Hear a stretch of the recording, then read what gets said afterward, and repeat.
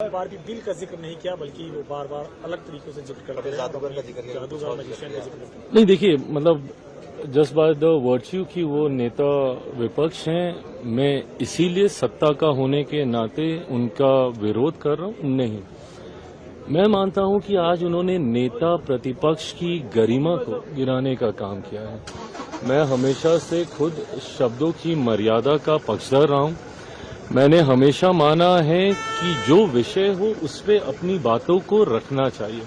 स्वाभाविक है, कई बार हम लोग भी भाषण देते हुए भूमिका बांधते हैं, ये करते हैं, पर पूरा भाषण आपका भूमिका में चला जाए और पूरा भाषण आप उदाहरण के माध्यम से आप बोलने लग जाएं और उसमें कभी आप गार्डन का जिक्र कर रहे हैं, कभी आप मैजिशियन का जिक्र कर रहे हैं, और हद तब आप पार कर देते हैं जब आप हमारे प्रधानमंत्री को ऐसे शब्दों के उदाहरण के साथ जोड़कर बताने लगते हैं।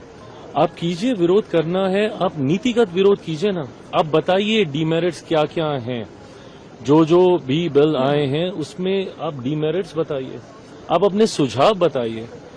आज जिस तरीके से उनका भाषण रहा, सही बात है, जितनी बातें सभापति महोदय ने कही हैं ये सब सही हैं। आप किस तरीके का उदाहरण पेश कर रहे हैं अपनी पार्टी के फर्स्ट टाइमर्स के सामने? क्या वो इस तरीके का भाषण देने के लिए आप उनको प्रेरित कर रहे हैं? ऊपर गैलरी में बच्चे भी बैठे हैं, महिलाएं बैठी हैं, सब बैठी हैं। क्या लगेगा उनको? क्या समझेंगे कि नेता विपक्ष क्या बातें कर रहे हैं?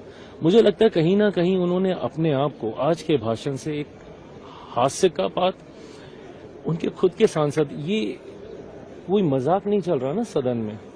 अगर आपको जोक्स ही क्रैक करने हैं, आपको फनी बातें करनी है, तो फिर आप स्टैंड अप कर लीजिए।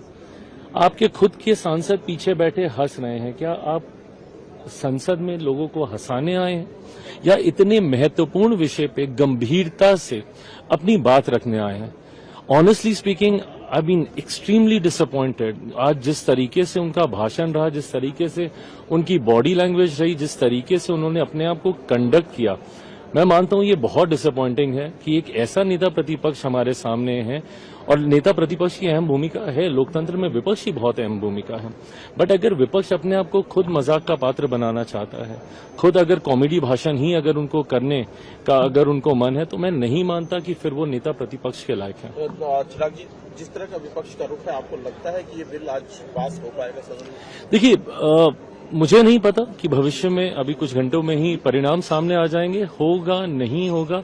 पर जैसा प्रधानमंत्री जी ने भी अपने ट्वीट के माध्यम से उन्होंने भी आग्रह किया कि हर किसी को अंतरात्मा की आवाज से मतदान करना चाहिए। जितने सांसद मौजूद हैं, हर किसी की नैतिक जिम्मेदारी भी है।